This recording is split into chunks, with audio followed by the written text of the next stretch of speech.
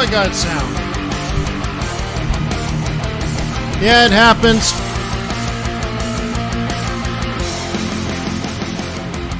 Windows reboots and all of a sudden I lose my mic settings. Anyways, hey, welcome everybody. Let me remind you that trading's risky, not appropriate for everyone. Your past performance, good or bad, not necessarily indicative of future results, but please stay small, stay humble, focus on the long term, never risk money you cannot afford to lose. My name is Wayne. I've been doing this for 20 years and I'm here to help. Let me know what you need.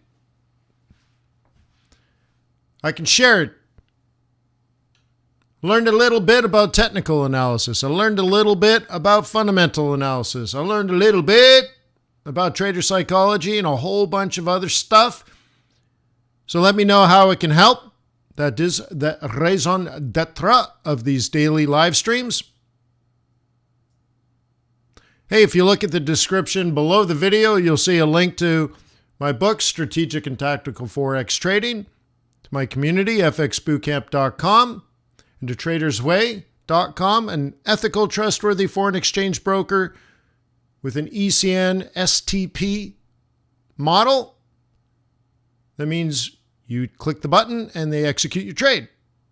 Very cool. So that's what I use. They earned my loyalty and respect many years ago. Open up a demo. Maybe they'll earn your loyalty and respect too.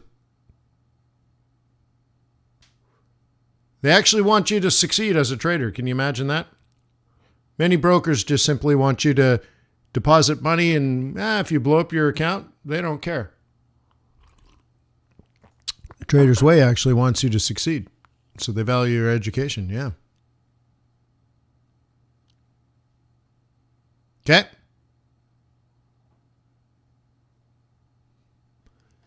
Yeah, I guess so, Johnny. Johnny says, hey, interesting discussion yesterday in the Stop, Look, and Correct session that all FX boot campers have access to. Well, all members with live trading group memberships. Server time versus local time. Yeah, all right.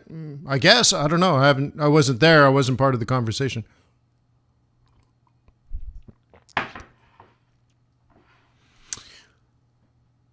So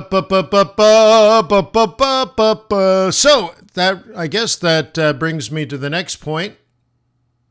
If you are a member of FX Bootcamp,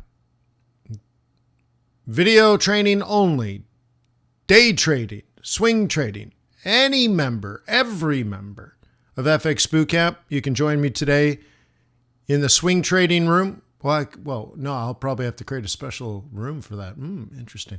But anyways, I will create a link for everybody to join, and we'll cover FOMC together.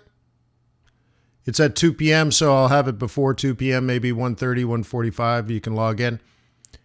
The news will come out, and then we'll do the press conference. Yeah, I guess so, Johnny. But again, I don't know what he talked about, so I'm not sure what more I could add. But if you frame the question, if you set it up, okay. Lewis, hey, Wade, pump and dump. Yeah, yesterday in the equity future market. Yeah. What the institutions didn't know that I was long before.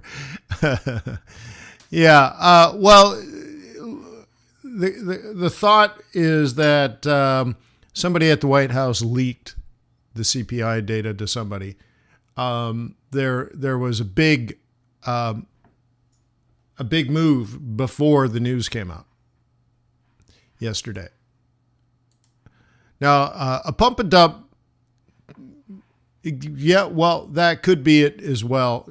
I guess why not? Let's talk about that, right? Stamford says, hey, if I join now, can I join the swing trading group? Yeah, of course. Yeah, let's talk about a pump and dump. All right, a pump and dump. This is in particular for stock traders, but you might find it very interesting. Let's say you're a hedge fund and you have a very large position in the stock market, but you think the stock market's going to fall and you're going to lose money. So you got to get out of the stock market. But the problem with the stock market is it compared to Forex, it's relatively illiquid, especially in a falling stock market. Everybody's selling, nobody's buying. Well, if you want to sell your, your dogfood.com stock, but there's nobody who wants to buy dogfood.com, you're kind of in trouble, right? So what you have to do as a hedge fund is you need to create your own market. Now, some people find this as cheating. I'll leave it to you to decide whether it's cheating or not. But here's how you get out of your trade. Okay, again, the setup is this. You're a hedge fund. You have 1 million shares of Chewy.com. Did I say Chewy? Sorry. I didn't mean to pick on Chewy. Dogfood.com. Okay, you're a hedge fund. You have 1 million shares of dogfood.com and you want to exit. But there's no buyers because dogfood.com is already down 50, 60%. There's just no buyers. Okay, here's what you do. You go to the stock market. In particular, you go to the stock market futures, right? The futures market for the S&P 500. Why do you go to the futures market? Well, they trade before the market open. They're also leveraged 40 to 1. So $1 million allows you to control $40 million worth of S&P 500 futures. Okay? So you go in and you use that leverage to hype up today's market open. $10 million allows you to control, right? $400 million of the stock of the S&P 500 futures. Can you imagine? You can make a $400 million move this morning, and all you need is, 10 million. So anyways, you go into that market, let's say right before CPI. Everyone's antsy, everyone's jazzed. You go in, you buy the futures market, and that creates a signal. Pachow! Which gets more and more and more and more people to start buying the futures market. And all of a sudden, your CPI comes out and you get this huge move. Now, again, yesterday's CPI, the move in the futures market occurred a few minutes before the news came out. So maybe somebody was doing this. Okay. So anyways, you get huge green candles, right? Huge green candles in the futures market. And for many people, particularly dumb money, they see this as a precursor to the cash market. So all of a sudden, futures are way up, and CNBC and Bloomberg and everybody else is reporting huge green candles. Oh, the S&P 500's up 2% already before the market opened. So the market opens, the futures market's already up 2%. So guess what happens in the cash market at 9:30? It opens green too. There's buyers. It sucks buyers in. Think of the big move in the futures market kind of like chum, and all the sharks show up. Okay? It's like bait. It's chum in the water. Well, meanwhile, the hedge fund that bought that, right? They're the ones that created the feeding frenzy. Well, remember, they're actually sellers. So they went long the futures market, leveraged 40 to 1. They get green on the screen, buyers show up, and they dump as many shares of dogfood.com as they possibly can. And not soon after, or not long after, I should say, not long after, the big green on the screen collapses and turns into red, and the whole thing collapses.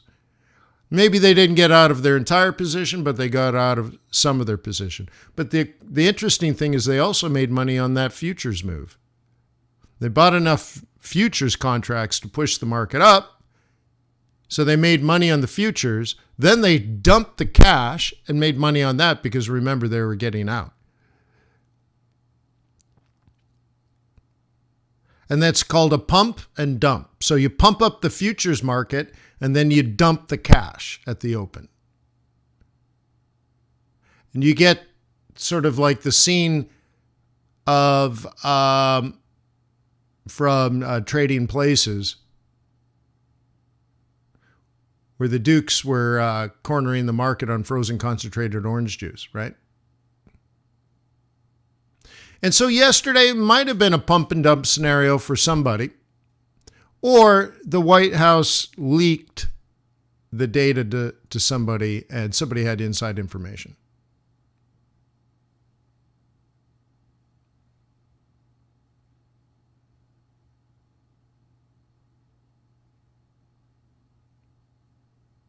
So that's why you do it. As a hedge fund, you need to exit position and there's no market. Somebody always has information. Well, there's also a lot of degenerate gamblers, but they also, like somebody, it could have just been somebody said that the market was amped. Okay. Well, Muhammad says, okay, why isn't it a crime? It's a crime if you have inside information and you already know that CPI is quote unquote good. Okay. But is it illegal? Look, somebody bought S&P 500 futures. Is that illegal? And is it illegal to then exit a dogfood.com? What part is illegal?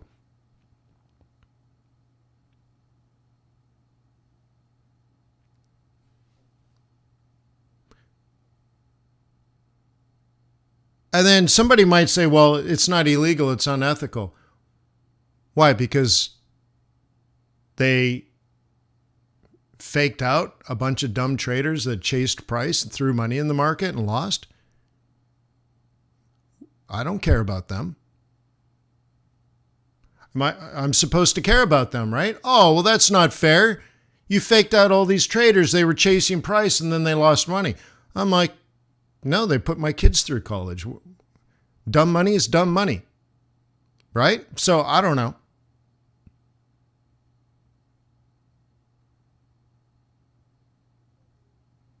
Hope's like, it sounds very unethical to me. Yeah, it could be. But whatever, right? Like, but I don't think they're breaking any rules, but they might be breaking rules. I don't know. But look, I think you can buy this futures market and sell the cash market, and it's perfectly fine. To purposely pump and dump a stock is fraud. Why? Now, this is great, by the way. This is great. I love the conversation. I wish we had cocktails while this was going down. Okay, this is cool because I'm okay to being wrong on this one. But to purposely pump and dump a stock is fraud. Why is it fraud? They're not lying to anybody. They're not publishing false information. They're not sending out fake press releases. They're not lying to anybody.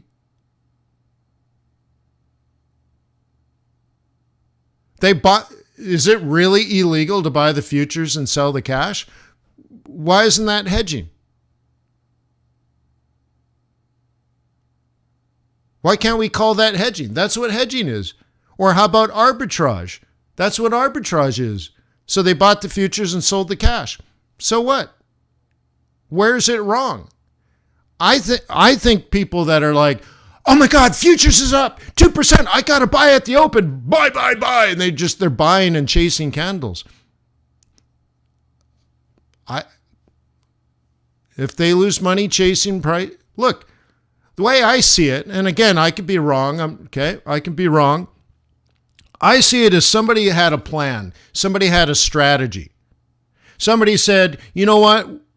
We're going to go into the futures market. We're going to buy futures before the news. And then we're going to sell the cash after the news. They have a strategy, they have a plan, they've done analysis. And then there are people that just chase. Oh my God, look at the green candle. I guess we should buy. I'll take the people with the strategy. The people chasing price, I don't respect. They're chasing price. There's no analysis, there's no work, there's no effort. I don't respect that. They're trading the volatility. Well, they didn't trade it well enough, I suppose, right? So, right? Yes, correct. Meta is correct. What is illegal is to have privileged, private, well, I guess not proprietary, but non-public information. Okay? But yeah. Right? AVNY 100 says, yeah, look at the green candle, right? So that's it. So the person chasing is how we make money as traders. There are those that have strategy, have analysis, have planning, have bias, have purpose in the market. Okay? Those are the ones I respect. And those that chase and gamble, I do not respect. I don't like people that lie. I don't like people that steal. I don't like people that cheat. Never have, never will. Because I respect the work. I respect the work. I could disagree with your opinion, but if you show me the work, I will respect your point of view. So, again, is it illegal? If it's illegal, I don't respect it. Okay? Ross says legal doesn't mean moral. Right. And so help me understand the morality angle. Why is going long the futures market and short the cash market immoral?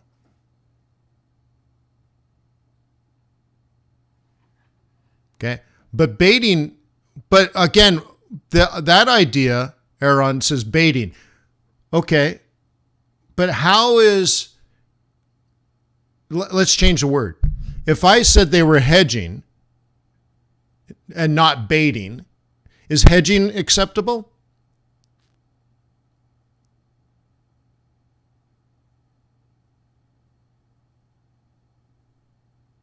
Okay. If I change the word from hedging to arbitrage, is that acceptable?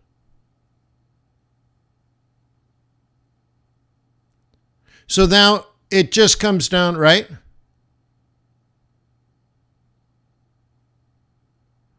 Ross, no, that it's not illegal to be, let's say, long euro dollar in your Forex account, okay? And short euro dollar futures in your futures account. Okay? Arbitrage is middlemen making things more expensive. No. Arbitrage, for example, could be long Kansas City wheat, short Chicago wheat.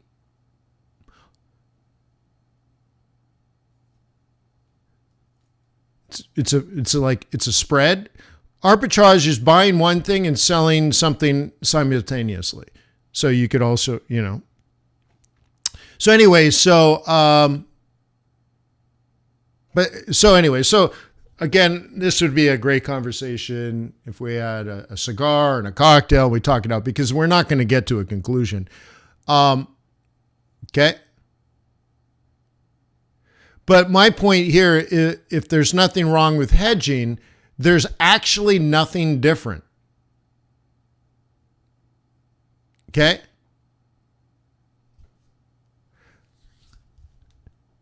Now, I suppose you'd say, well, the difference is you'd be short futures and long cash.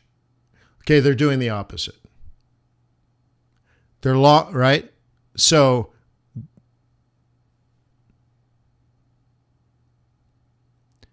anyways, so we'll never get to a conclusion because we're discussing morality and stuff.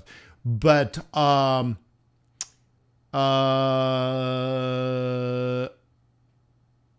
guess the point that I would make if I was really going to like argue one way is that there's no disinformation. Nobody whispered into anybody's ear or gave false information or actually any information. There's nothing that happened. The hedge fund had no communication with anybody else. All they did was enter their position. Okay?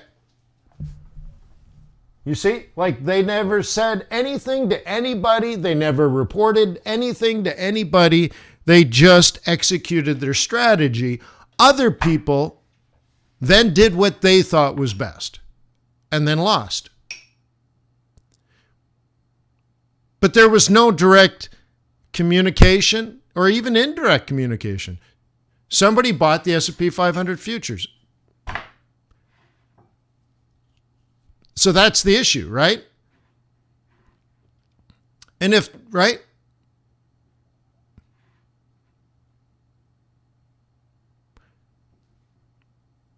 Now, why did somebody buy the dogfood.com stock? I don't know. They were bullish. They created people that day because of the green candle decided to be risk on that day. And so in aggregate, somebody decided to buy dogfood.com.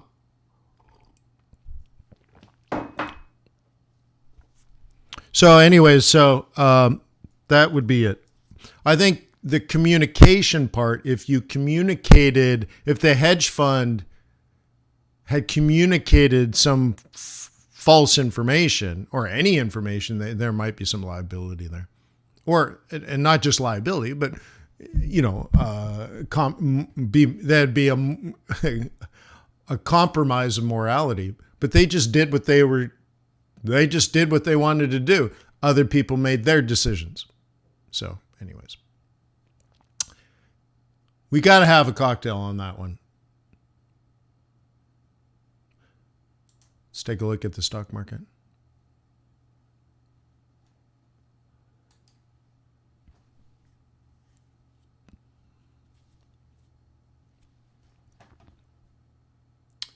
All right, where should we start? I guess S&P.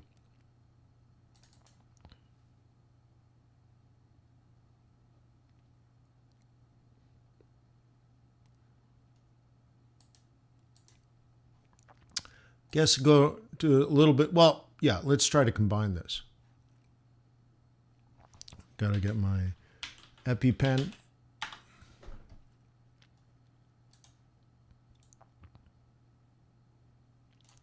Okay, that is the question. Now, we formulated the question a couple of weeks ago now. And the danger that we're facing is on this time frame, this market is technically bullish, but I am prepared for this market to become bearish. The S&P 500 currently is at 4,000. Okay, I've already made a call, if you want to say it that way. We've already discussed 4,100 on the S&P 500.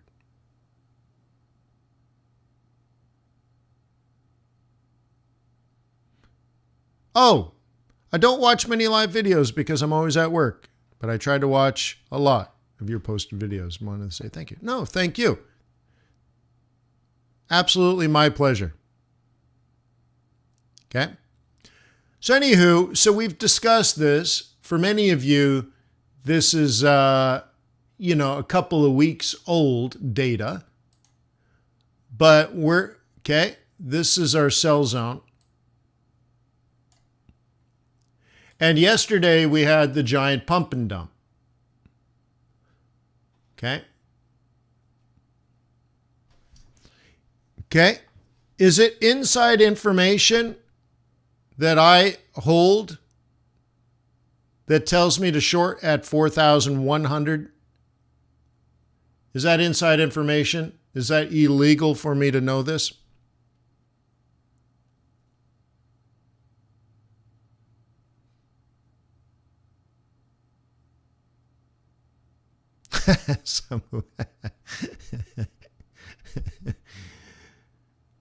Yeah.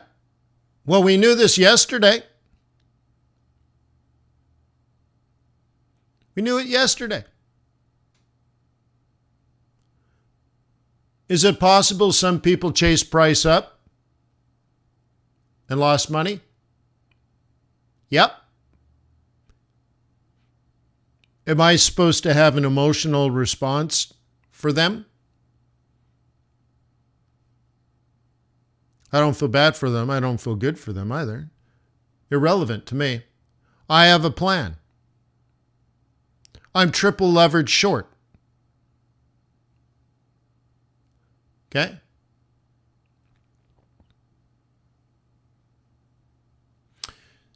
So, I don't know if I'm right, but I know what my numbers are.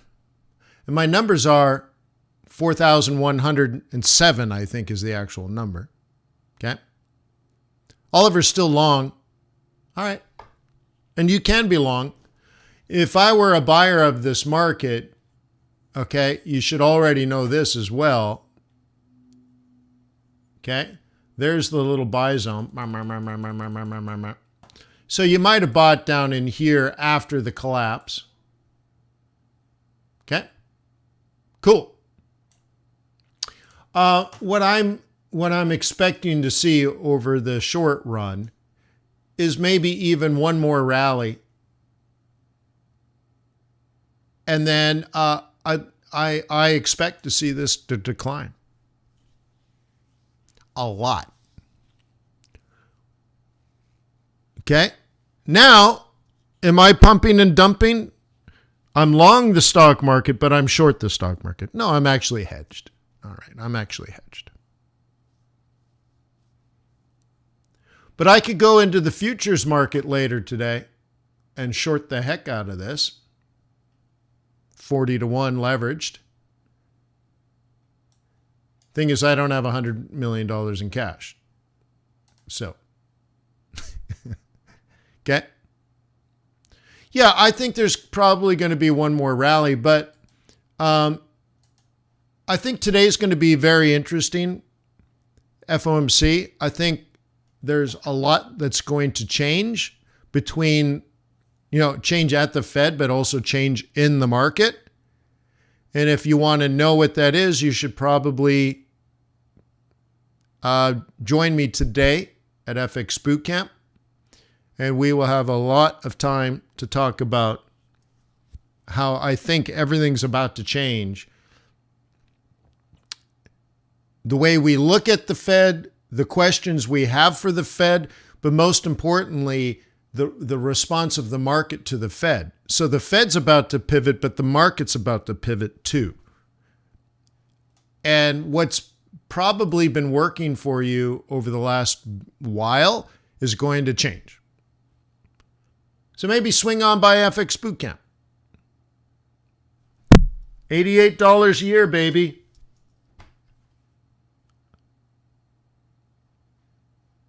Okay. All right. So anyways, S&P 500. Yep.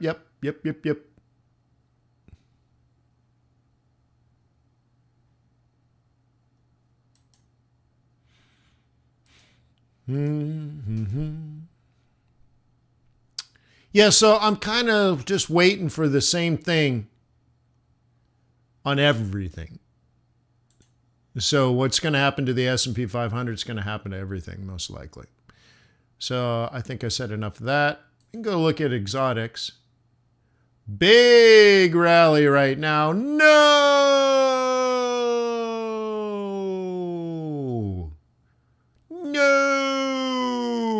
Yeah, big rally over here. On peso. Ooh la la. Okay. So the way I would try to measure this is I'll measure it this way.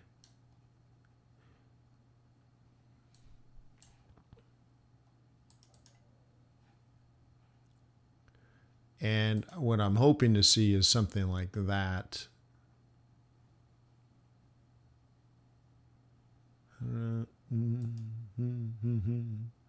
Bum, ba, bum, bum, bum, bum. Guess I'm going to do it this way. Do, do, do, do, do, do, do, do, do. Maybe. Maybe.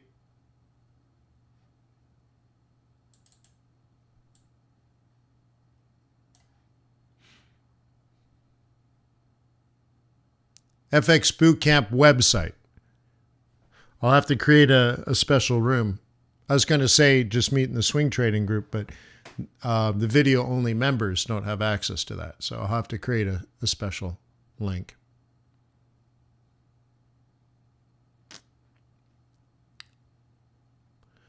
Okay, so anyways, for some, this could be a period of potentially an opportunity to sell again.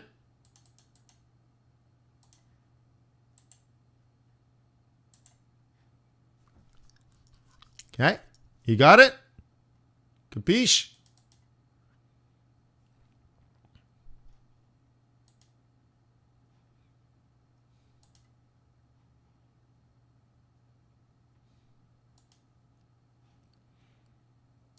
Okay.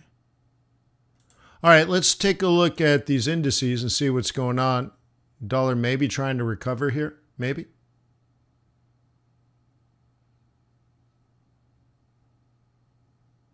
I'll be there for you. These 5 words I swear to you.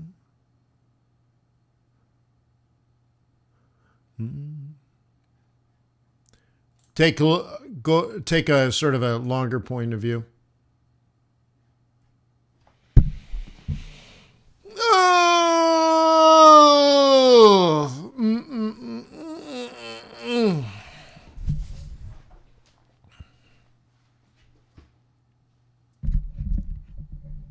Cool.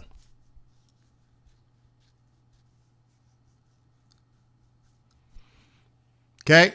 CAD's still crazy weak. Dollar's still crazy weak. Okay. Aussie all over the place, trying to do well, trying not to do well. So we got to look at the CADs, right?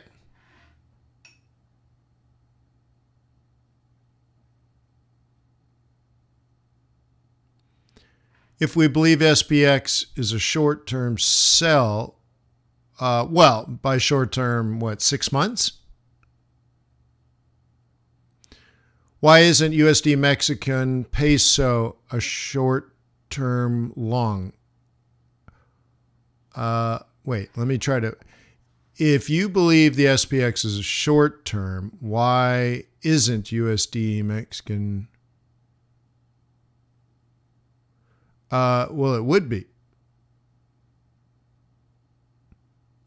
So if you think the S&P 500 is going to fall, the US dollar should be strong, and a strong dollar. Well, and you can cut this 2 ways. How about this?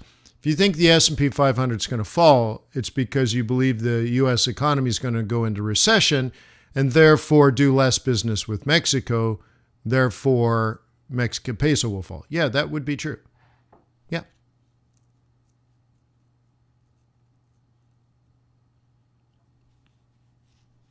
I don't think I've ever said otherwise.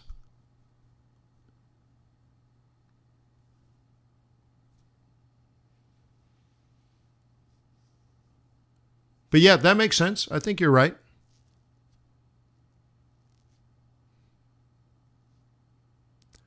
Okay, so anyways, yeah, let's go look at some kitty cat.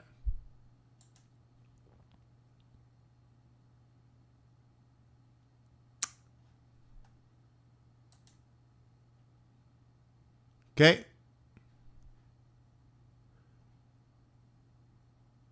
Okay, this is the trade that we discussed yesterday. Up, down, and up. You know what I'm talking about? So, for example, I could move my profit, lock in some more profit. I could lock in 150 pips right here. What do you think?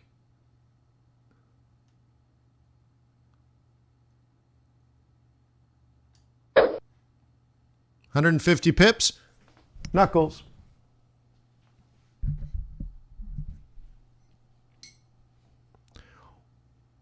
Okay. The target, okay, that's the stop. The target is up there at 94. And we're at 93. So there's another 100 pips profit.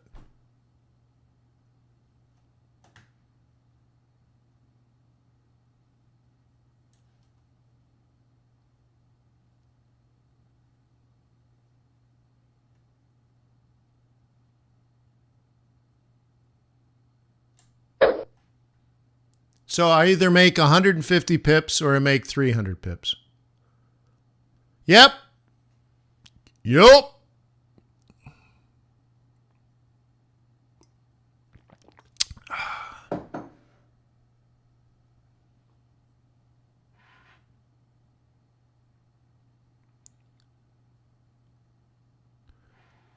Raise Fed inflation expectations to 3% and 2%. You mean their target rate. Now, it's not 2%. Their inflation target's not 2 because they said they were allowed to overshoot. Okay. But that's not what we care about. What we're looking at is the median target for next year on the dot plot,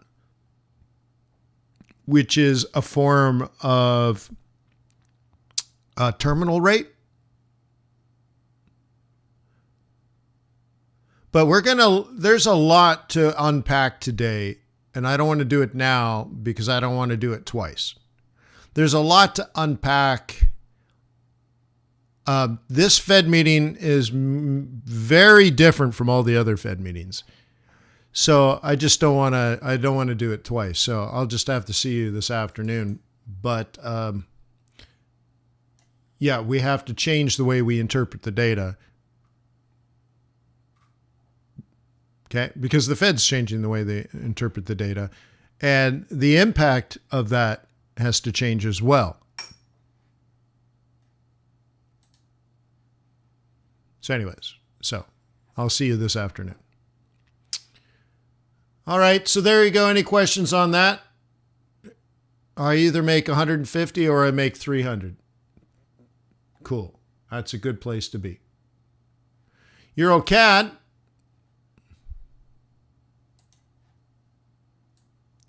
What do you think?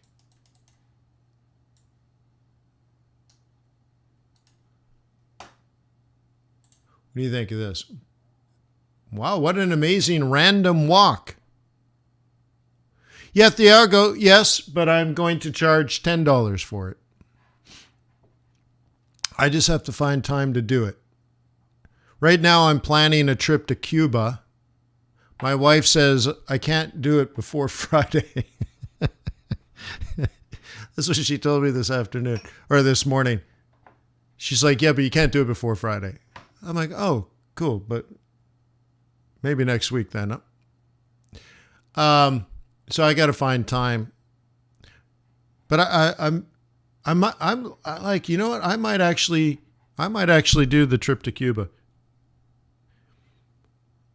I thought about it like, what better way to start writing a book about macroeconomics? And this is how I in my discussion with my wife this morning, I said, think about how amazing of an opportunity that would be, where I know everything there is about macroeconomics for a capitalist pig dog country. Thiago says, Cuba, why not Mexico? Because I can go to Mexico whenever I want. And Cuba's off limits for Americans, right? Now you're like, but Wayne, you're not American. Yeah, well, but I'm in the American culture. And I just haven't had that opportunity. And I can't really go with any of my friends. But anyways, look, think of it this way. This is why I'm really interested. I know everything there is about economics in a capitalist pig dog country and how to survive and make money as an entrepreneur and as a capitalist pig dog. I have as much education as you could possibly get in real world experience and in academia. So why not write a book on macroeconomics? Oh, I am. But why not go to a place in the world that I really know nothing about from a point of view of economics? I love it. Before I write a book on everything I know, I need to be reminded about everything I don't know. Isn't that the beauty of life experience? So I can go to a non-capitalist country that is not a free market or an open market. These are things I take for granted every day. It's like I'm an entrepreneur. I can do whatever I want. And it's a free country. And I have access to everything. I can be amazingly productive whenever I want.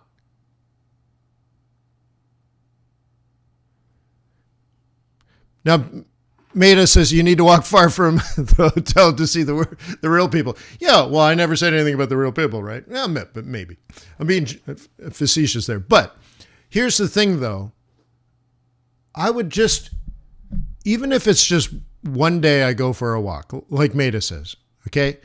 So I take a taxi somewhere and get dropped off somewhere else away from my fancy 5-star hotel and just spend the day observing. I'd probably find a park somewhere or just a cool street with maybe away from the tourists a little bit, not too much, and just sit and smoke a cigar and just sit and watch people. But the thing is, we know economics is the study of scarcity. I know what you meant, Maida. Yeah, I know what you mean.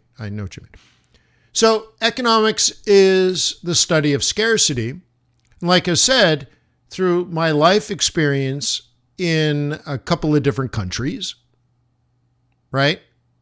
Practically 50 years on this planet in 2 different countries. I've seen the study, how people respond to scarcity. I've owned many businesses. I've run many businesses. I've invested into a lot of businesses. And I watch and observe and I talk to everybody about business. I don't care about Dancing with the Stars, but if you own a small business, I'm fascinated about it. How do you find your employees? What kind of advertising do you do? How much does your insurance cost? Where do you get your leads? I'll talk to anybody about their business. So that is an open market in a capitalist economy. So why not go to a non-capitalist economy in a closed market? How wonderful. How wonderful to be reminded and to maybe discover. I think I'll find the beauty of capitalism, but I'll also observe the beauty of humanity. No, I just roll on my own, Maida. Roll in, roll out. One thing I'd probably would like to do is go to a tobacco field. So I'd probably try to arrange some sort of tour, and I'm sure there's something somewhere. But get this, right off the bat. Get this, guys. The difference between a capitalist country and a socialist big dog country. I can stay at the hotel, but they don't take American credit cards and they don't take American cash. So I have to get some sort of like prepaid card and put money on it before I get there and then use that for the products and services of the hotel. But in the rest of Cuba, I have to use cash. And I'm like, wait, what? Like right off the bat, I just want to give this hotel money.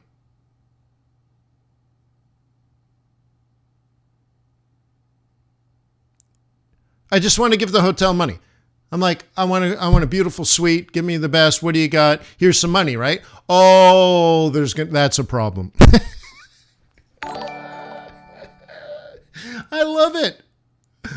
I love it. It's a problem right off the bat. Yeah, it's a problem. So anyways.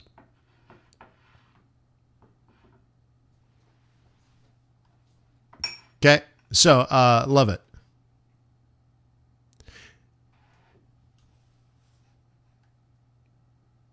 So yeah, so I thought I would go, and most of the time I won't see real Cuba. I'll just sit by the pool with a coffee and a cigar and start writing the book about macroeconomics. And I thought, what an amazing place to start writing about our form of macroeconomics, about global money flow, the flow of capital, the flow of product, the flow of service, the flow of ideas in a place where there's no flow of capital, no flow of ideas, no flow of product, and no flow of service. To be deprived. Coffee in Cuba is good too. Yeah, well, that's why I'm going, for the coffee. Right? For the coffee, for the cigars, for the history, the people.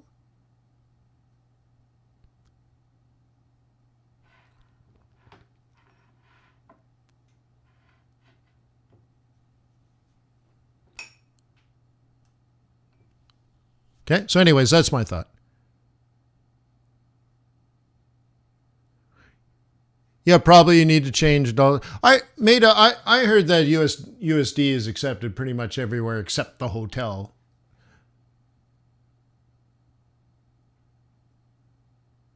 When are you going? I don't know, maybe next week.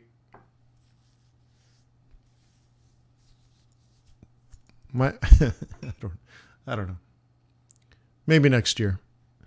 Maybe next week. All right, so let's just move on.com. Let's take a look at some commodities. Okay, there we trapped the cash market here. My WTI. This is the one, right? I missed it by 20 cents.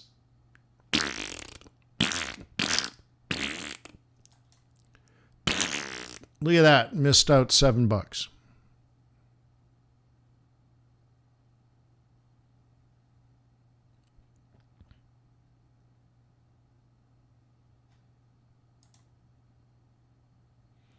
Okay, shoot. Okay, shoot.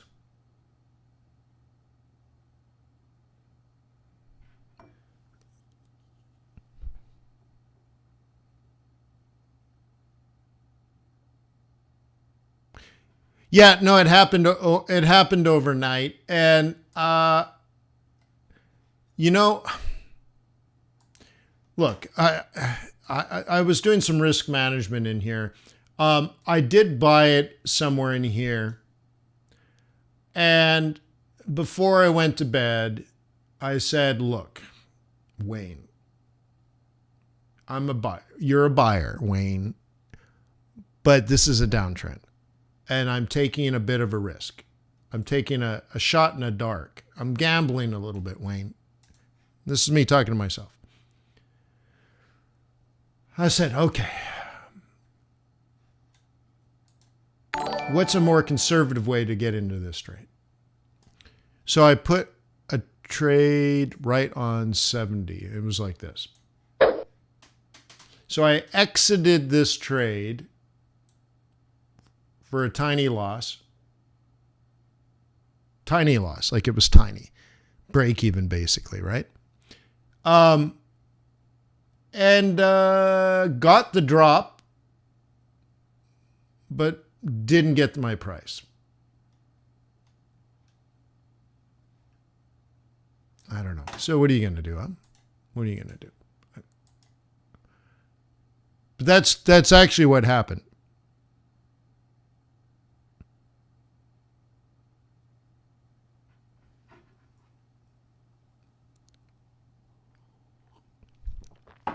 Okay, that's what happened.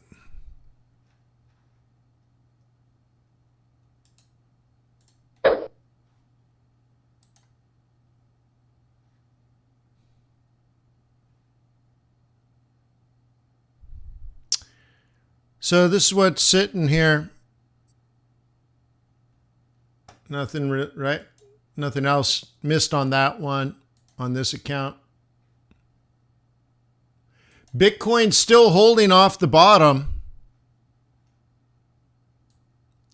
Remember, okay, if you were a bull, that's what you're thinking.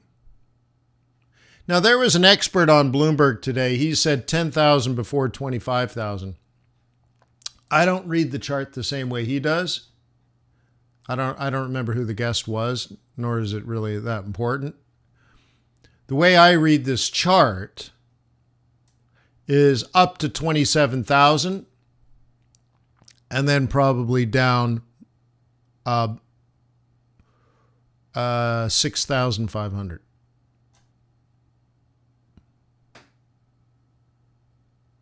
Probably something more like that.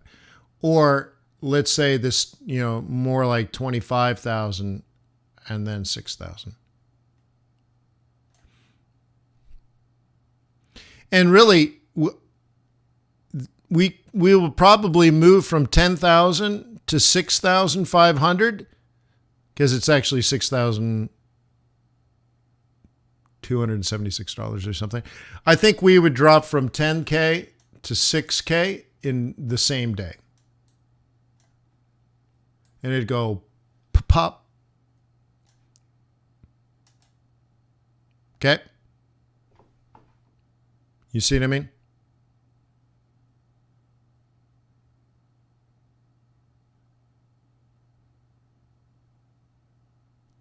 What are those lines in the blank column?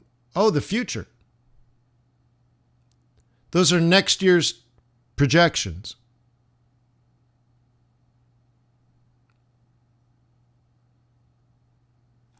Okay? So let me ask you something, Richard. Are you bullish or bearish on Bitcoin next year?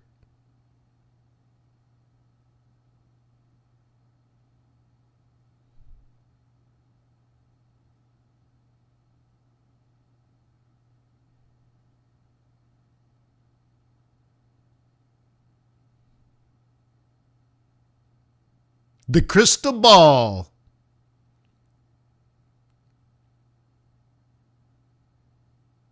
Okay, so that's how I get those numbers. So then you're thinking this. Okay, and it was funny because I was trying to figure this out in the swing trading group the last week, where I was trying to figure out like how come I can't squeeze the projected low on Bitcoin. It's because the projected low is 0.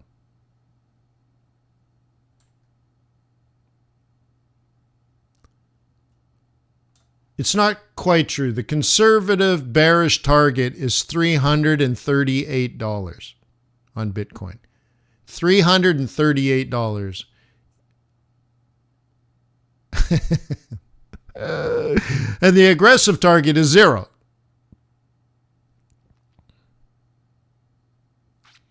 So it's kind of hard to believe, but that's just technical. That's just technically what it says. So another way of using your analysis is what if we do sort of a down in the first half, up in the second half. So down to 6,000, up to 40,000. That's possible, you know.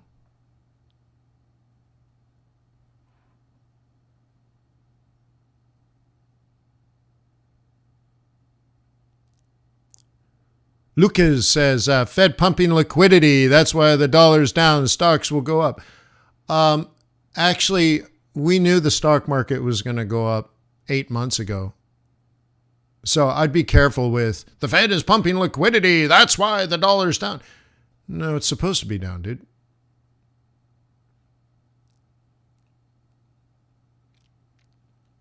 Okay. How many people heard me say a couple of weeks before the the midterm elections, the stock market would stop going up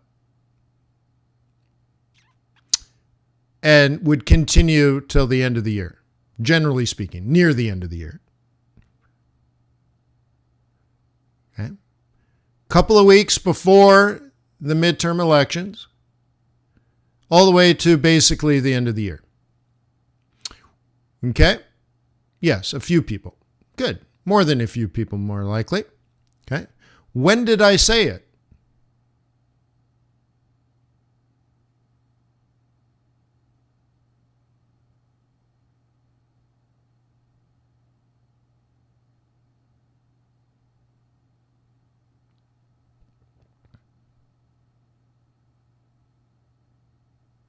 In January.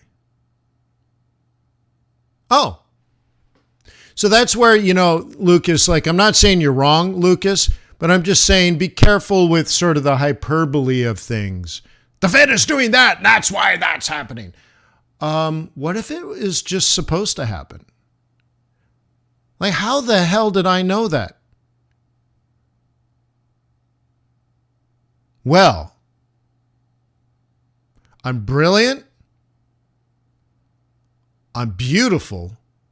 But the best thing about me is my modesty. Okay? So anyways, the point I'm trying to make here is maybe it's just supposed to. Maybe it's just how it works.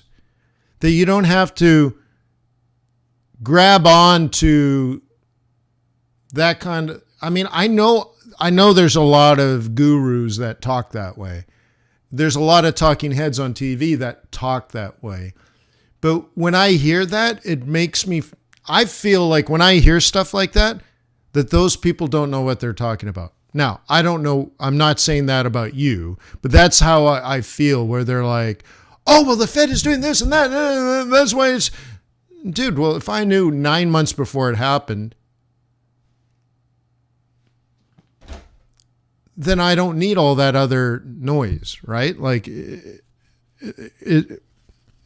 right? You know what I don't feel like I'm expressing myself properly, but but maybe you understand at least what I'm trying to say without having the words. Maybe it's just supposed to be weak. Because then you'll say, not you, but someone else, a talking head might, let's say a month after the dollar gets strong, they're going to explain what the Fed did to make it strong. But I'll already be a buyer of dollar. I mean, like, you can talk, right? The talking heads could explain it a month later. But I'm telling you now, almost certainly, like 95% chance, I'm buying dollar in January. Early January. Okay? 95% chance. And then the talking heads can explain why I made money a month later. Okay? And it'll be something the Fed did or something that somebody else said. Or, oh, it's Elon Musk or something. Oh, it's the Russians. And if it ain't the Russians, it's the Chinese. I'm like, okay, all right, fine.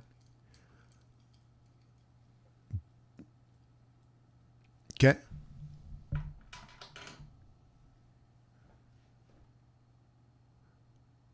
Ravi says, Wayne, can you add pivot, range, top and bottom to your indicator? I don't know what you're talking about. What do you mean pivot, range, top and bottom? Let me know, and maybe the answer is yes.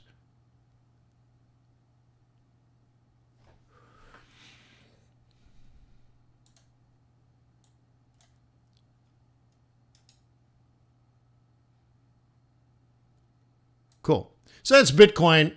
Going down to zeros doesn't seem plausible, but that's just, if this year is an indication of what could happen, the technical analysis says, well, it could go to zero.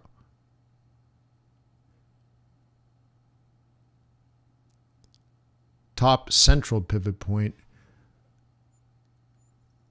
BC pivot minus BC plus pivot bottom.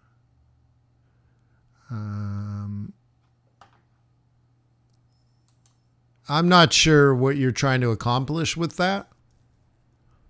But the answer is no. I don't think I need any more information.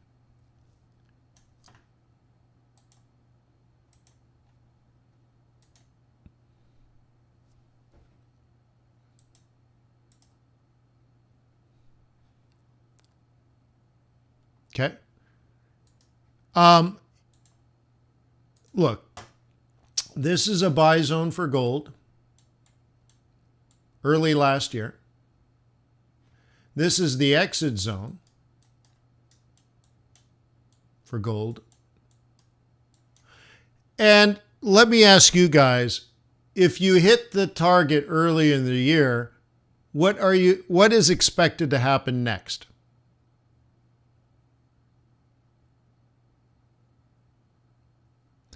If you hit your target early in the year, what do you expect to happen next?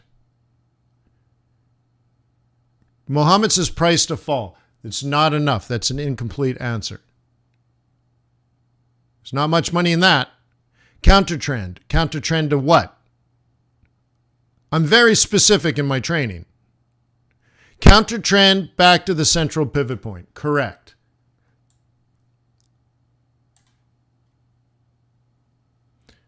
Okay. By the time the first half was done, we had already did a full Monty. So I'm like, I can't, why, I don't want to change my pivot point. So to add this top central pivot point,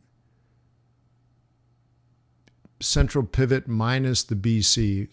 So I still don't know what BC is. Plus the pivot bottom central pivot point top seam. Yeah, that's an incomplete formula. I don't know what the variables are. You have to define,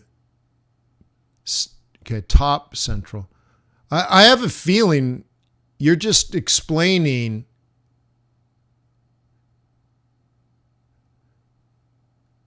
wait.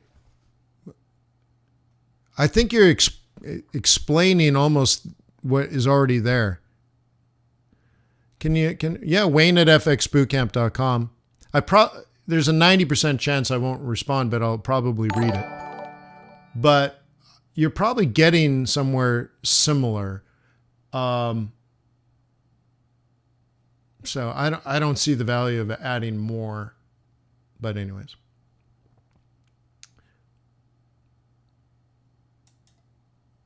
Okay, cool. We already did Biddy. Let's silver, gold. So anyways, gold. I expect gold to head down. And so I'm watching this price. Currently 1831 is where I'm getting interested. So right around now. This market is technically bullish. This market is making higher highs. But we are caught up at an important price. Okay?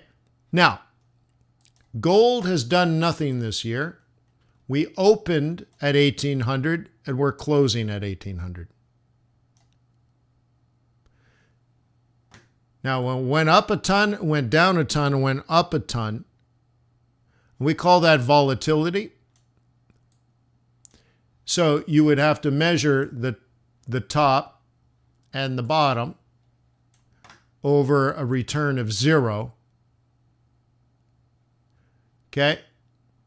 So it dropped $400 for a return of 0.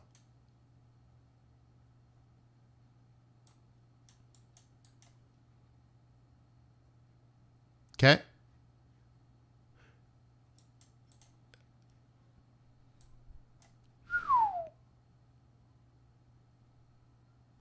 Okay. Now, the interesting thing is if you're a bull, you would look at this differently. And this is how you read your charts. If you're a bull, you would buy this and exit. Okay. And then once you get down into here, there's two things going on. You're essentially kicking off the bottom exit here, but also seasonality. Okay.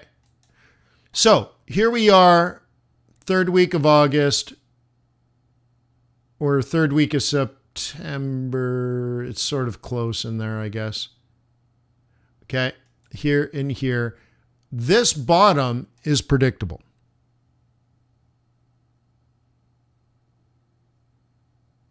Okay. This bottom is predictable. Not the price, but the time.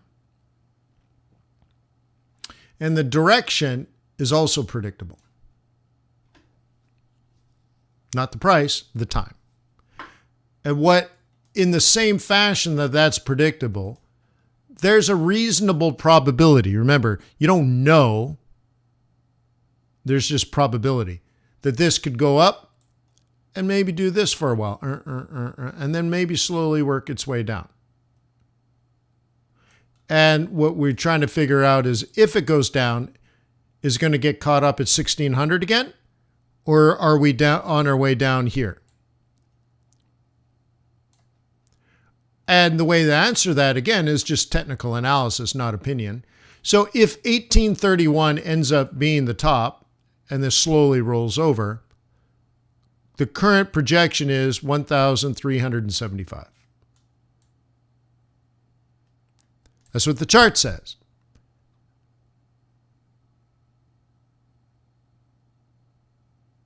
Okay.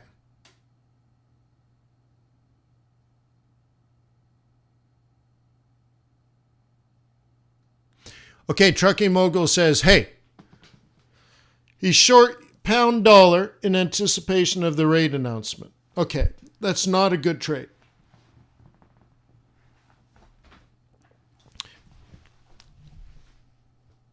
Okay, it's not a good trade because you're thinking the rate hike will create dollar strength. Am I on the right track, Trucking Mogul? They're going to raise interest rates by 50 basis points. That's a rate hike, and that will create dollar strength. Is that the train of thought?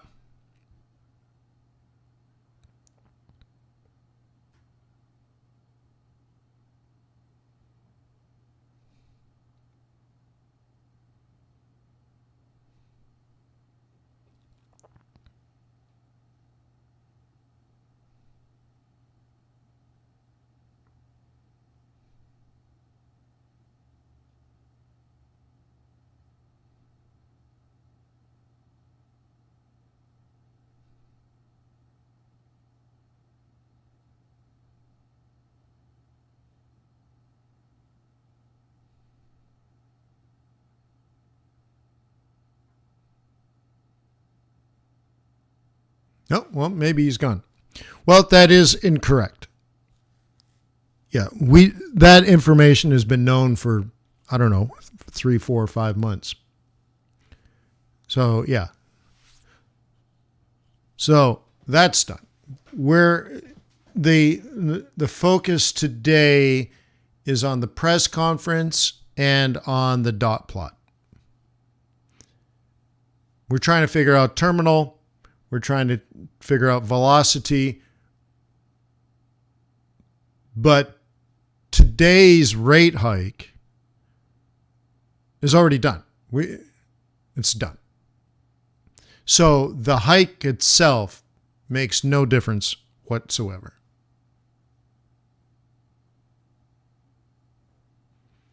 So there could be a 50 basis point rate hike and the dollar gets unbelievably weak. It could. Why? It has nothing to do with the rate hike. The weakness would come from the Fed saying all kinds of things could create dollar weakness. One of them is everything's working. And we need to do less. And this is the first part of that less. They could raise by 50 basis points, but talk like the terminal rate is 5% or less, that they're already talking about a terminal rate. They might have done it yesterday. Actually, it'd be today. Today's meeting, they could discuss a terminal rate.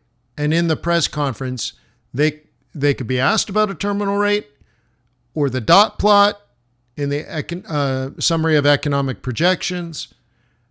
And they'll say, yeah, we discussed it. And that could just be, that's the news.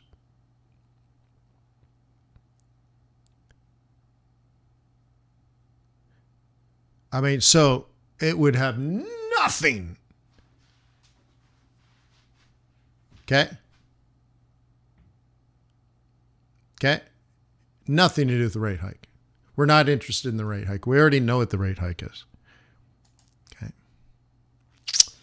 All right.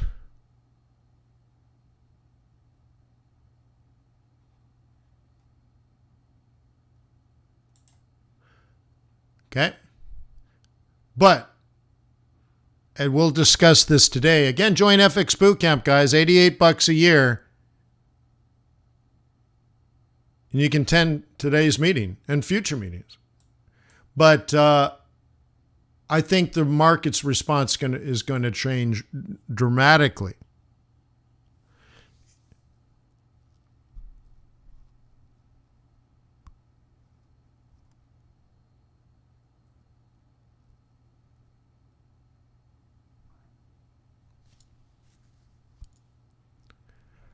Hey, Peter,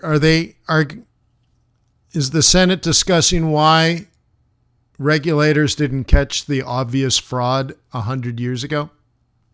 And they're going to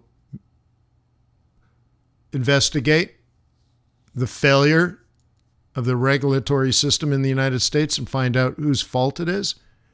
Or are they just going to persecute them after the fact?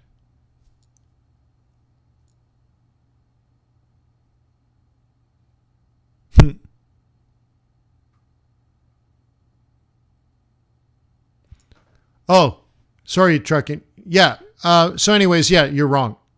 So you have to watch the recording. Your logic is right, but you're about 6 months late. It's not even the question anymore. The 50 basis point hike is not even news. Nobody cares.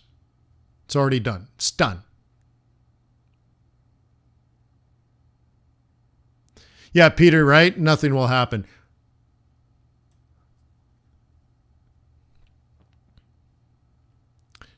Dan the man, he says, hey, what's the terminal rate? The last rate hike. Terminus, terminal, end, the end. This is the end.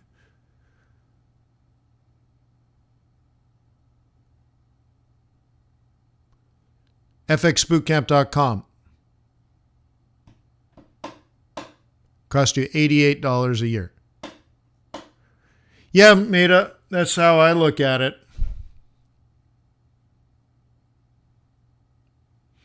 So anyways, Brent climbing, climb. Beautiful trades in Brent. Silver's moving.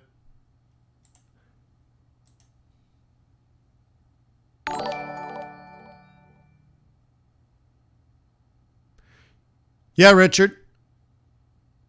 I haven't looked today, but something like that seems plausible.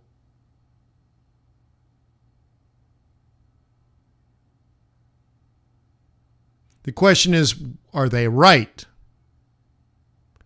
Dakar says, yay, 618 for a peso. Yeah, I know.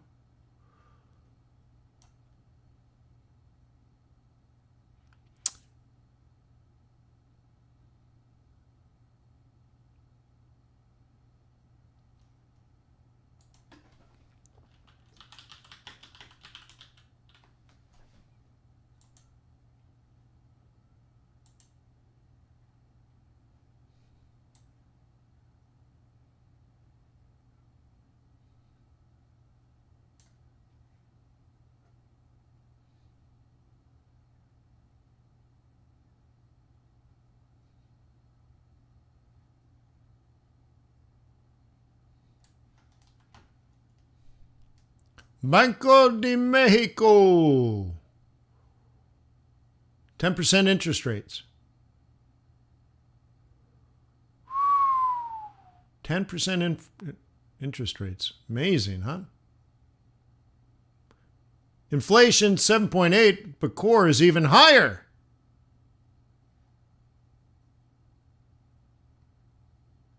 Yeah.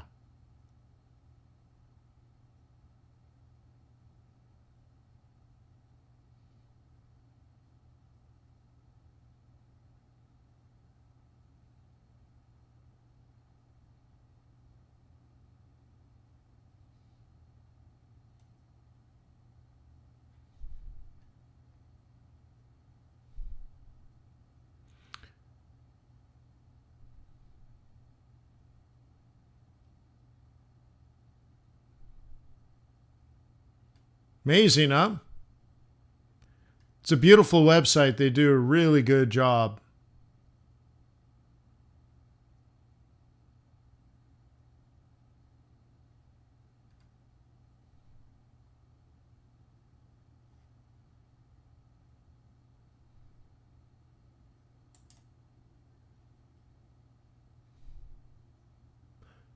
Okay.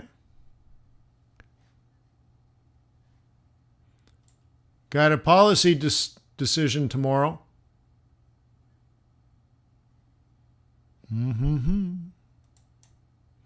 So maybe they stop raising interest rates?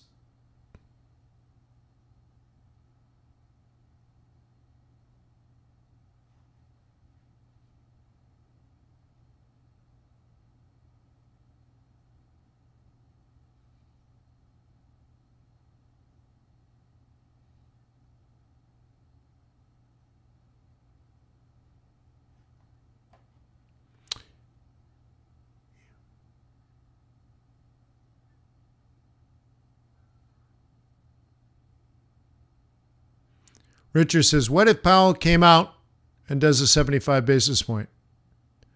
No. No. You have to think in terms of probabilities and not extremes. So if you're running a blog, that you would probably do a post like that. But if you're running a book of money, you have to understand the purpose of the main tenet of modern central banking is transparency. So Powell has been telling us for weeks they're only going to raise by 50 basis points. It's a done deal. We already know. So there is almost no probability of a 75 basis point hike.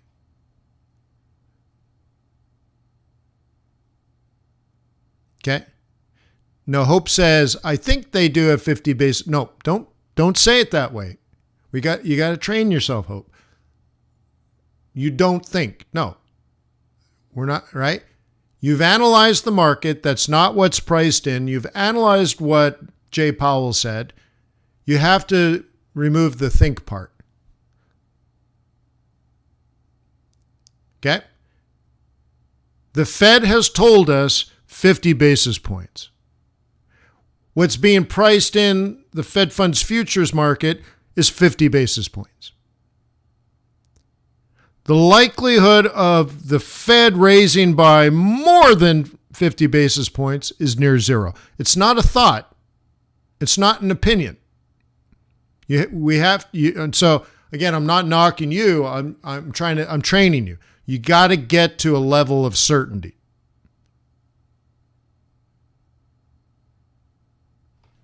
Okay. Richard is watching jobs, yes, and in particular wages, yes. But what you think should be done is irrelevant. What you would do if you were the head of the Fed is irrelevant.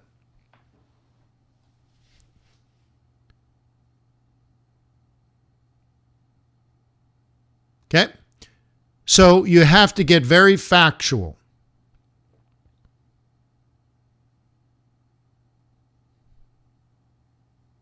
Okay? So 50, 25, 25 pause.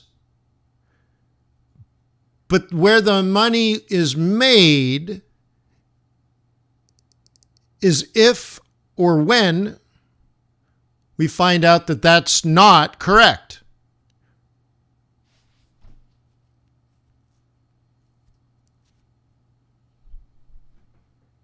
Okay? That's how we make our money. Not chasing candles.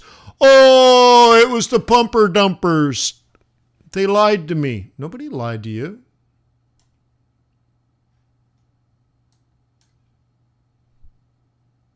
Okay? I'm going to open up a can of worms again, right? But like those that bought the stock market yesterday at 4,100, I don't know why they did it. Why do you think they did it?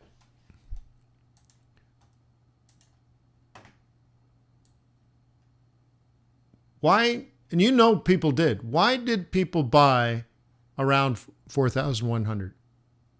They don't have annual projections. They don't even do resistance. Okay? So if in this flurry, in particular, it's not even that flurry, someone bought inside this candle and lost money, okay, didn't do it correct. Nobody lied to them, in my opinion. They didn't know this was resistance. They didn't know this was resistance. They don't know there's a central pivot point here. They don't know there's a central pivot point here. Okay? And they got caught.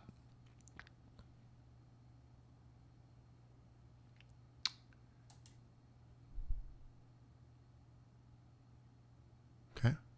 Now, look, right now, like I said earlier, this is a bullish market. But as a bull, you should never buy high. Okay? So buying a drop in here is acceptable. I wrote a piece for FX Street a couple of weeks ago. And I said, volatility is bad. So trading the news is a form of grabbing volatility, but volatility is bad. Okay?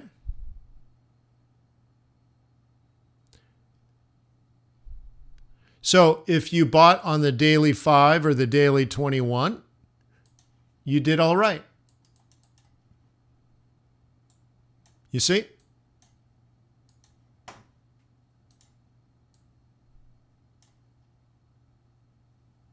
That's what you're supposed to be doing. Even in here.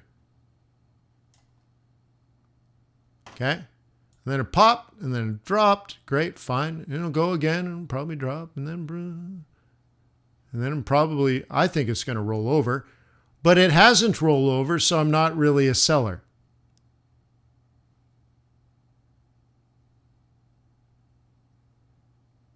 Okay? There's no bearish signal here. Nope. No, oops. Not on the daily.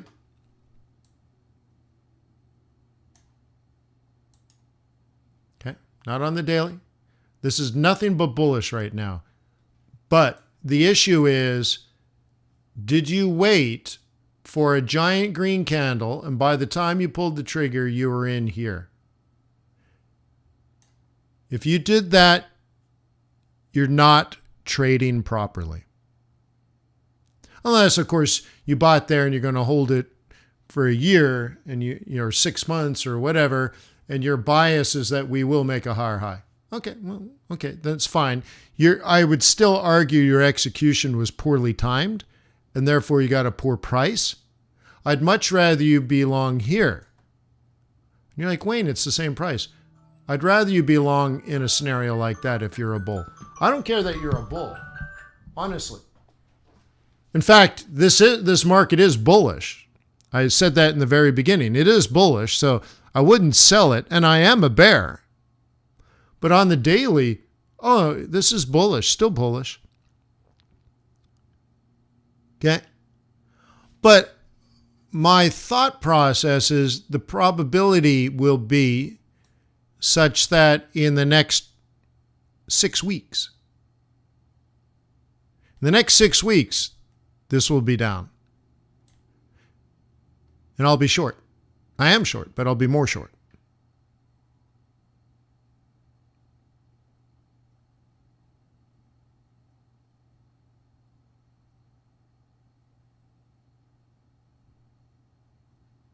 Okay.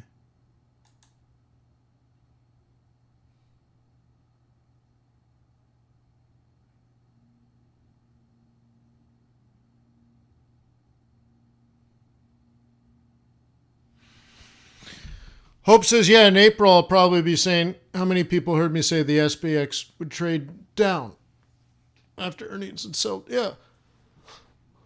I suppose all I can do is shout from the hilltop. But it doesn't mean you can hear me, or it doesn't mean that you can hear the right message. Again, you got to watch The Life of Brian. There's a scene where Jesus is speaking at the on top of the hill, and there's all these people listening, but it's the people at the very back, and Jesus is so far away they're struggling to hear him. Huh? The Greeks will inherit the earth.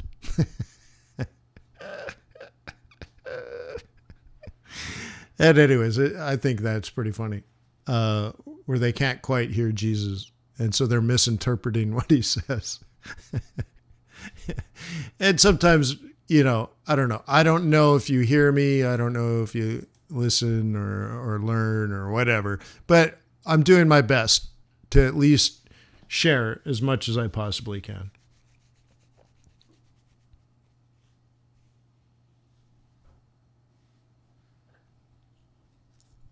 Yeah, we got WTI should be moving today because of the EIA. Go back to that. EIA.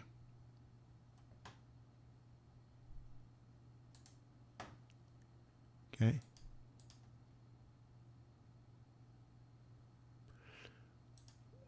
What is the best day of the week to be trading oil?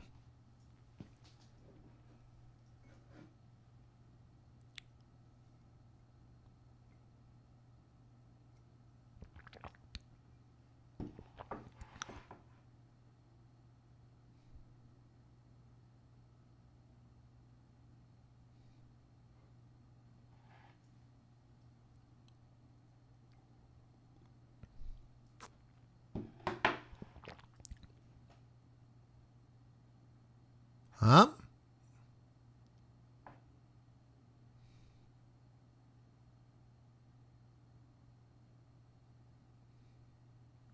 What is the best day for trading oil?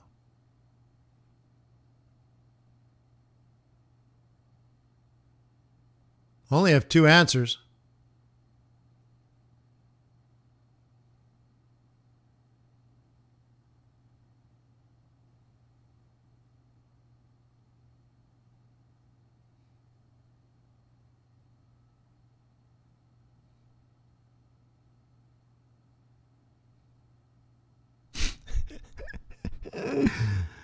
It's so funny. It's in the oil trading course, right? And I explained exactly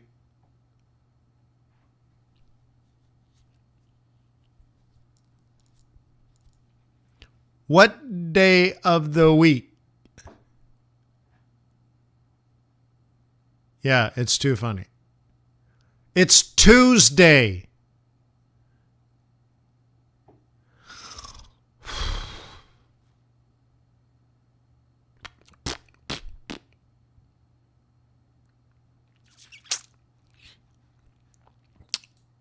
And of course, the assumption is Wednesday, but it's Tuesday. It's in the course. There's a PowerPoint slide.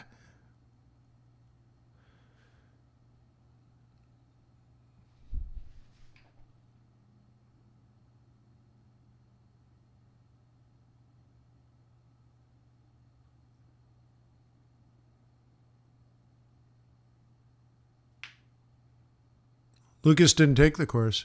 I think it would have been something that you would have liked. I thought you took it, though, Lucas. You mean they didn't take it? I thought you took it. You were there, Lucas, weren't you? Sure you were there.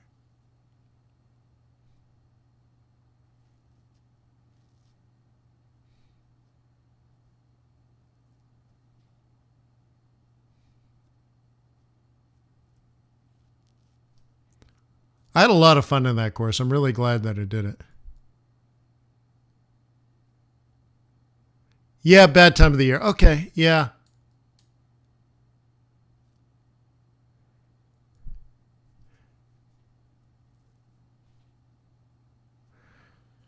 You're a big dude, right? You could have been a roughneck working on an oil rig instead of a farmer.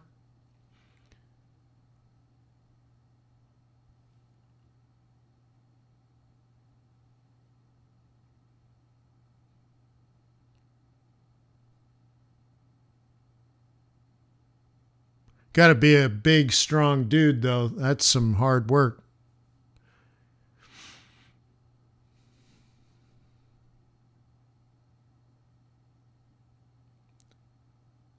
Jim says the course was surprisingly good.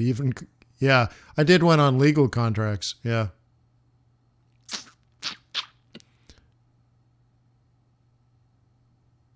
Yeah, thought about it. Seems to me that, yeah, that could have been something.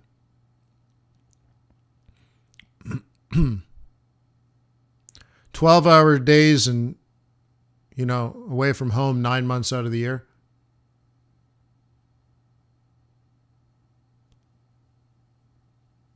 Reminds me of my days as an exotic dancer.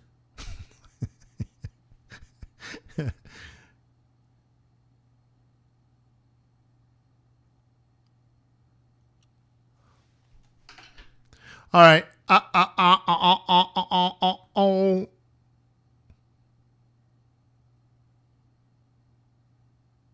Is that right, Lucas? Yeah, I guess interesting. They'd make a great inside documentary, huh?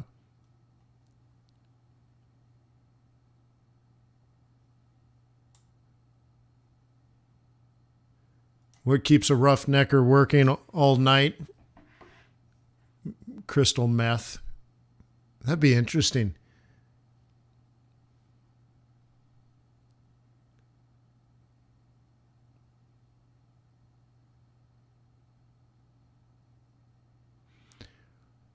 So just looking around. I guess we could take a look at some yens.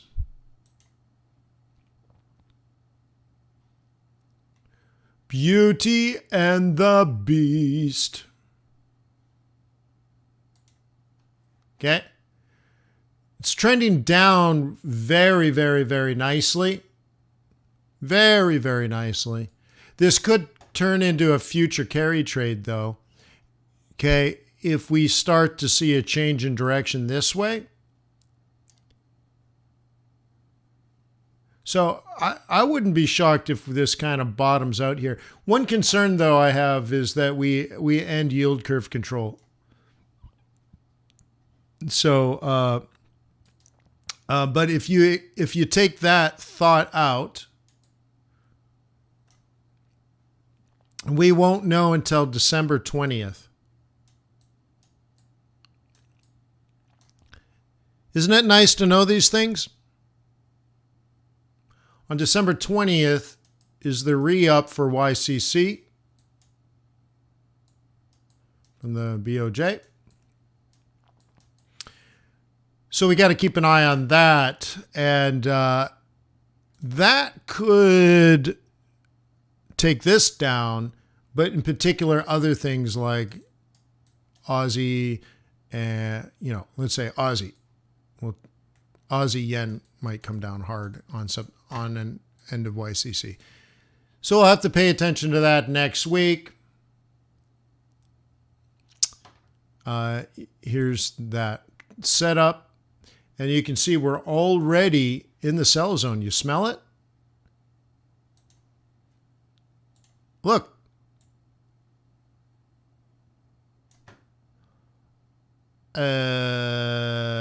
Now, it could do one of these. It's very early in the move. But I'm telling you, dude.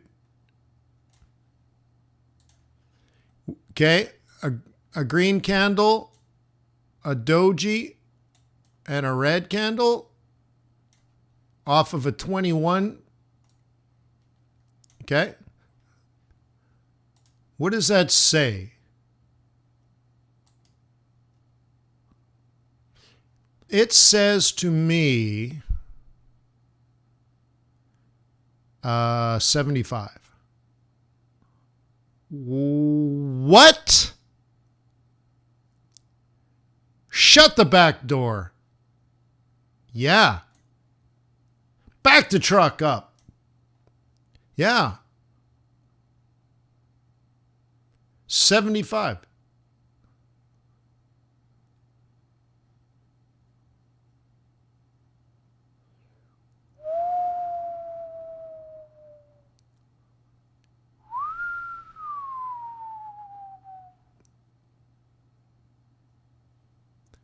Thousands and thousands of pips. Could be a rabbit, could be.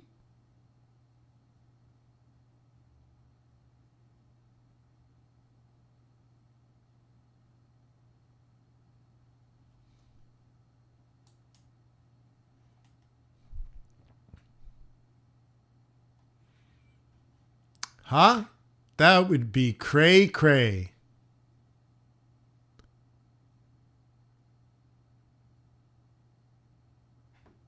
Well, see, by the time we get to first quarter, Richard says, what about pound Aussie?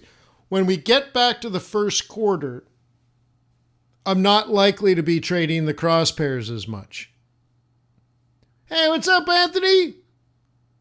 Lou! Okay, so it's the period that we're in now. Let me go back to like euro dollar or something. Let me pull up a boring euro dollar. Let's change this. Maybe just a time frame. 4 hour or something. Okay. In this period here, okay, we expected fundamentals to change. Okay, so again, in January, I said a couple of weeks before the Fed meeting, the stock market would rise. The dollar would weaken. And that is what, about here? That's the third week of October. It was what, the first week of November. So I think that's pretty fair, somewhere in there. This would go up. That's not fundamental. Fundamentals say this. So in a scenario like that, you move from macro to relative strength.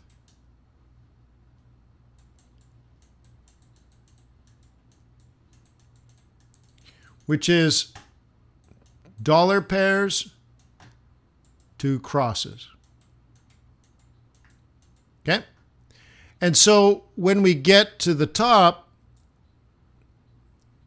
in the next 4, 5, 6 weeks, I'm more likely to move away from crosses and back to dollar pairs.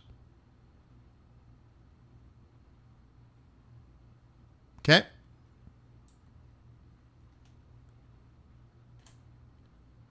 You see? Rotation.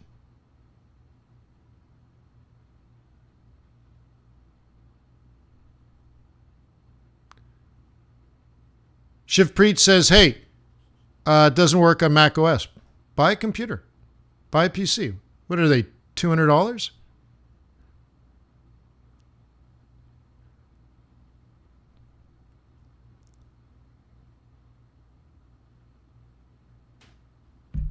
Okay, $300? You don't need a fancy computer to run MetaTraders. Just buy a PC.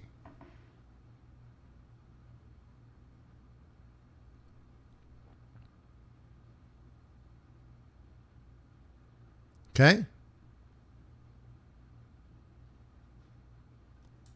Buy a virtual server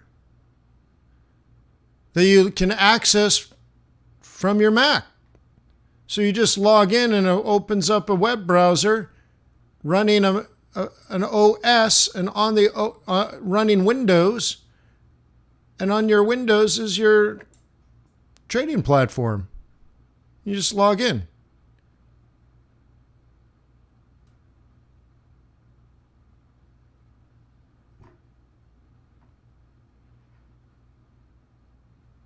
Okay?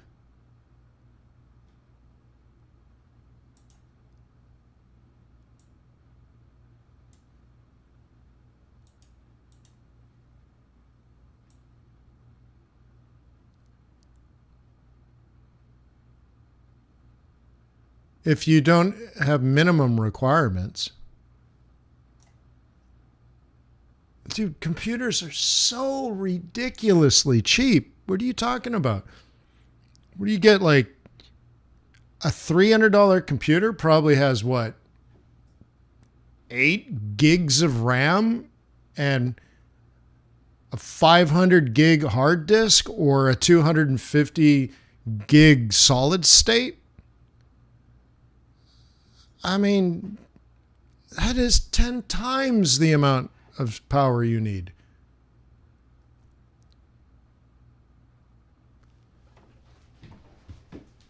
You could run this on Windows 7 if you wanted, right? Right?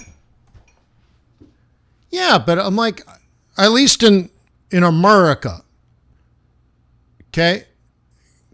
Right? Computers are unbelievably, ridiculously cheap.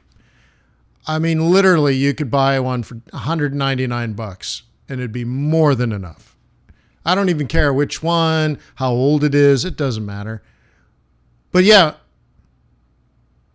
QuickBiz says, hey, just rent a VPS. Well, that's the other way of doing it, right? So again, you just log into it and it's a Windows machine you've logged into. And now you have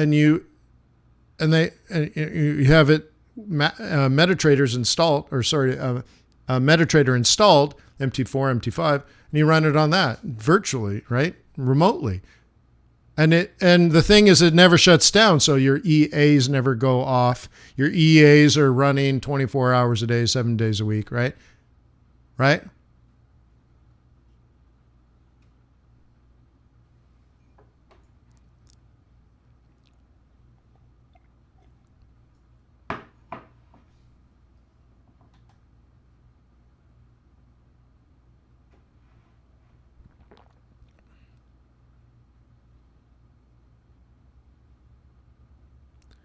King says, no, you can't run anything on Windows 7.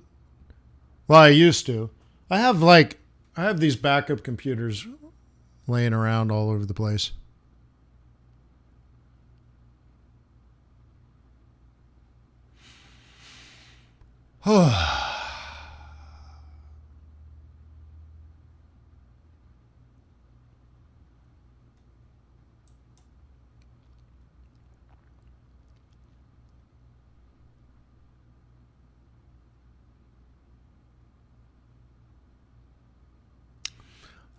Coolio.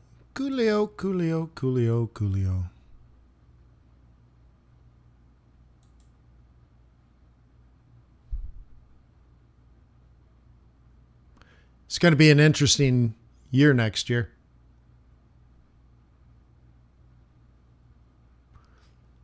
I think there's going to be quite a few people that are going to be wrong, and then they'll quickly learn that they're wrong, and then everybody's going to be very right. And then it'll fizzle out, right? Oh, why again the rotation? The flow of the flow of capital. The alignment of seasonality with fundamentals. Mark says he's on one of his old laptops running Windows 7 and MT4. Yeah, it should be.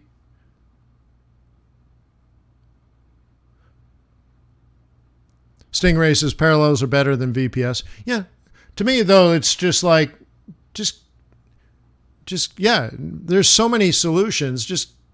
But isn't the easiest one is just to get a Windows PC?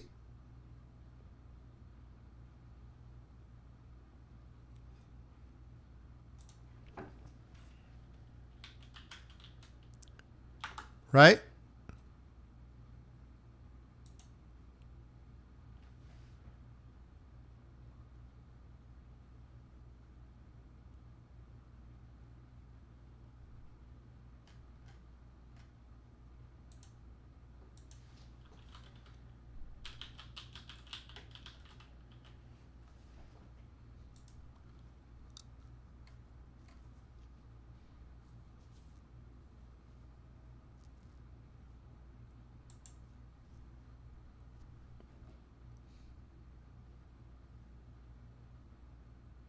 All right. I just went to Amazon. I just randomly grabbed one. I don't know anything about this. It's a Dell i7, 16 gigs of RAM, a terabyte solid state, Windows 10, $225. That is ridiculously more than you need. That is crazy powerful. It's nuts. You would not have any problem with half that power. Probably 11:30-ish, Lucas. Okay. So look, guys, $225. I think that was free, including your shipping. And you could have half that power and have no problem. Okay?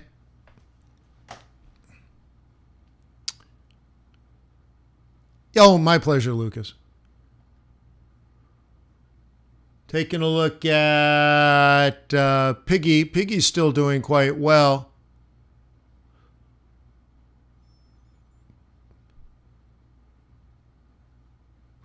It's amazing how much trouble the UK got into.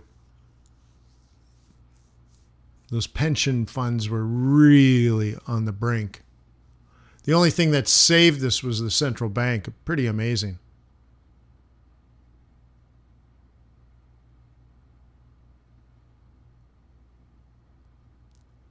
See you, Richard.